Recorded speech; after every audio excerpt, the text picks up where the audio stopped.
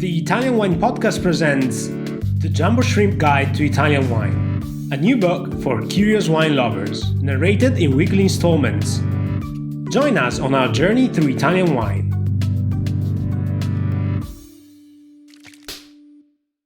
Hello and welcome to another installment of the Jumbo Shrimp Guide to Italian Wine, presented by the Italian Wine Podcast. As always, my name is Joy Livingston, your narrator for this series. The Jumbo Shrimp Guide to Italian Wine is intended as a quick, light-hearted crash course on Italian wine. The material provides a great opportunity for serious wine scholars to refresh on the basics or to use as a reference. At the same time, we hope to bring new fans of Italian wine up to speed.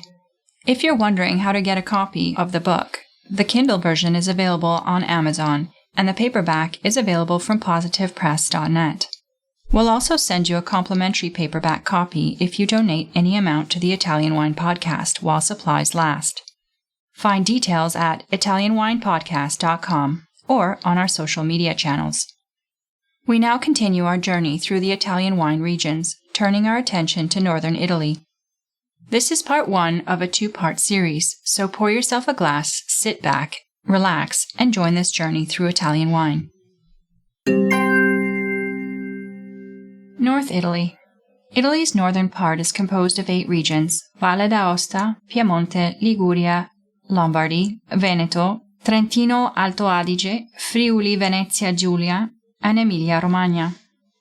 The land here covers everything from the mountainous Alps to the Ligurian and Adriatic seas, through to the flatland of Pianura Padana. In this area, it is possible to find many different grapes and many different wine styles. From the elegant and strong reds from the Langhe region to the powerful and rich red blends from Veneto. From the fresh and aromatic wines from the Alps to the richer and fruitier whites from the sea. The numerous sparkling wines are not to be forgotten, of course, from the complex and elegant traditional method examples to the lighter and easy-to-drink Charmat styles. Valle d'Aosta. According to old legends, a Ligurian Gallic tribe already practiced the cultivation of vines in Valle d'Aosta before 23 BC. Today, wine is still being produced in Italy's smallest and very French region. You will hear a lot of French-sounding names here for both peoples and places, and it is of exceptionally high quality. Valle d'Aosta is Italy's best-kept wine secret. Vineyards are often planted on terraces that help cope with the very steep gradients. Indeed, Valle d'Aosta's viticulture has been defined as heroic because of the effort that the farmer has to put forth on such difficult mountainous land, where vineyards often reach and even exceed 1,000 meters above sea level. Valle d'Aosta is defined by 3 main valleys, each of which is identified with specific wine products. The main wine production area in this region today is found on the warm and sunny slopes of the Central Valley. In the lower valley you find Donnas and the Barolo-like wine from Nebbiolo grapes, which is called Picotener in this region. In the northern valley, the delicious Blanc de Morges et La Salle wine is made from the native Prié Blanc variety. Piemonte. Piemonte and wine are inseparable. This region has always been one of the most important wine regions of Italy. The first historical notes on grape growing here can be traced back to ancient Rome. Pliny the Elder spoke about a Spinea grape, which is probably at the origin of the name Spanna, one of the local terms often used for Nebbiolo. The key moment in the development of wine in Piemonte took place in the 19th century, thanks to the contributions of 4 personalities: Marchesa Colbert Faletti di Barolo, the enologist Louis Oudard, Count Camillo Benso di Cavour, and General Francesco Staglieno. They improved the production of their wines from Piemontese vines. It is hard to imagine that until then, Barolo was often a fizzy sweet wine, mainly as the result of poor hygiene and lack of attention in the cellars. Most of Piemonte's wine production occurs in the hilly areas, and vineyards are mostly red grapes, with some noteworthy native and international white grapes grown as well. Temperatures in the region experience swings, both between seasons and between day and night, producing the conditions for exceptional quality wines with great complexity. The wine-growing areas of greatest importance are the hills of Novara and Vercelli, northern Piemonte, with their northern nebbiolos, the Monferrato that includes the Astigiano, well known for Moscato d'Asti and Barbera d'Asti, and Casalese, known for Freisa and Grignolino. The area of the Langhe and Roero, where we find the Nebbiolo wines of Barolo and Barbaresco, but also high-quality Dolcetto, Barbera, and more. Among the most cultivated native white grapes are Arneis, Cortese, and Erba Luce, but there are many more, as Piemonte is especially rich in native grapes. In addition to Nebbiolo, there are many red grape varieties grown, such as Barbera, Dolcetto, Freisa, Grignolino, and Bracchetto, but also other varieties, ones that once risked extinction but are having a resurgence. Liguria. Although the first accounts provided about wine in the region was given in the 1st century BC, it is from the Middle Ages that we have the first reliable indications of grape growing in Liguria's key regions of Rivera di Ponente and Cinque Terre. Even from these initial reports, it is understood that growing vines in Liguria has always been very difficult, and like in Valle d'Aosta's cultivation, it is considered heroic because of the extremely steep mountainous slopes that plunge down into the sea below. Here we find more examples of terrace slopes. However, thanks to the influence of the sea and numerous waterways, the climate is beautifully mild. It is often difficult to find Ligurian wines outside the region due to the limited quantity produced, and the locals keeping the good stuff for themselves. The most common red grapes are Rossese and Ormeasco, the local name for Dolcetto. Among the whites are Pigato and Vermentino, Bosco and Albarola. These last three are blended in the Cinque Terre Sciacchetra DOC, a sweet wine made from the air-dried grapes, a regional treat produced in small quantities. The Riviera di Ponente is home to the Ormeasco di Pornasio DOC and Rossese di Dolceacqua DOC, the latter probably being the best regional red wine. Lombardy.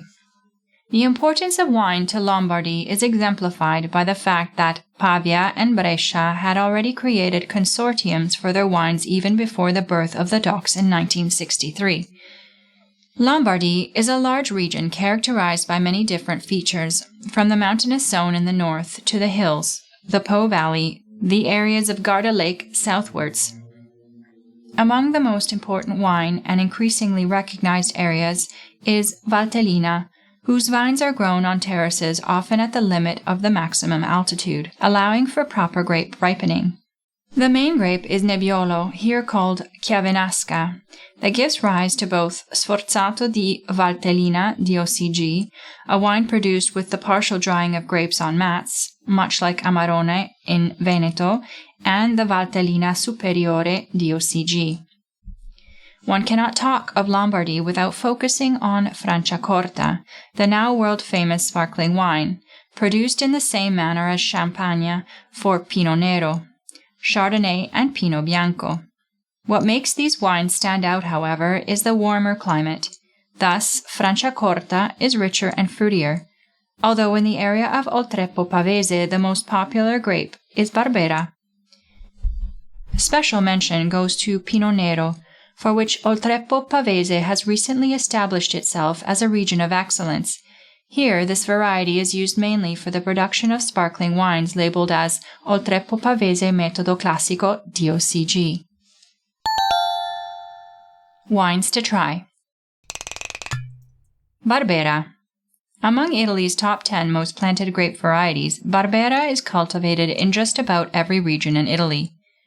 Several theories abound on the origin of the name Barbera, one plausible story being that it derives from the word barbarus, the Latin term for foreign or savage, due to its dark, savage color. Mainly grown in Piemonte, large plantings are also found in Lombardy, Emilia-Romagna, and Sardinia. It is widely held that the highest expressions come from Piemonte, in particular the areas around Alba, Asti, and Alessandria.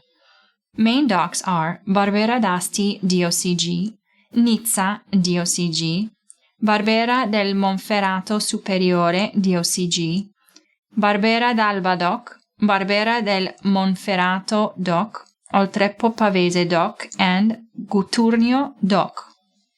Used mainly to produce dry and still reds, nowadays the majority are typically monovarietal bottlings, but examples do exist of Barbera blended with other local varieties and occasionally international grapes. Oaked versions often show a fuller mouthfeel and higher tannins. Tasting note. Styles vary widely from light and moderately interesting to serious and red fruit driven, to big oaky tannic versions that boost notes of chocolate and vanilla. Regardless, the hallmarks of the variety are a deep red-purple color, very moderate tannins, red and black cherry and fruit, hints of underbrush, and last but not least, its unmistakable high acidity that make it such a food-friendly option. Dolcetto. Decreasing plantings in the Langhe are due to the rise in plantings of Nebbiolo, as well as the viticultural and winemaking difficulties that Dolcetto poses. Dolcetto's grapes are quite sweet, and local farmers often ate them as table grapes, thus giving rise to its nickname, Little Sweet One. However, its wines are always dry. In Liguria, it is found under the name Ormeasco.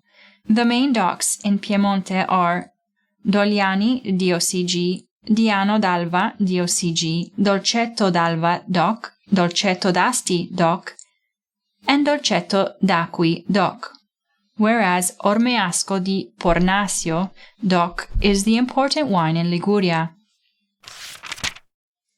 Tasting note. Dazzling purple hues, relatively low in acid and high in tannins with truly grapey aromas and flavors. Red fruits, raspberries, cherries, are often heightened by a hint of lavender and rounded out with orange peel and black tea. Usually this grape is used for dry, still, medium-bodied red wines, and it is almost always monovarietal. Fumin. The most cultivated red grape in the central part of Valle d'Aosta. Its thick white bloom, which looks powdered with ash, fumo in Italian, gave rise to the name Fumin. As the progenitor of Voyermin and as the sibling of Petit Rouge, it can be found in the Valle d'Aosta DOC, labeled specifically as Fumin. Tasting note. This medium-weight wine has a red fruit-dominant flavor profile with nuances of smoky spices, black pepper, and a green herbal undertone. With good color, firm acidity, and solid tannic structure, it has reasonable aging potential. Thank you for listening to this installment of the Jumbo Shrimp Guide to Italian Wine. We'll see you again next Thursday, and remember, the Kindle version of the book is available on Amazon and the paperback is available from positivepress.net. You can also get a complimentary paperback copy by donating any amount to the Italian Wine Podcast while supplies last. Find Italian Wine Podcast on Facebook and Instagram. Our Twitter handle is @ItaWinePodcast. And check out @MamaJumboShrimp222 on TikTok.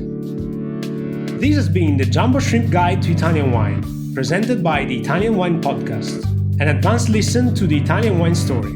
Join us next week as we continue our narrative journey.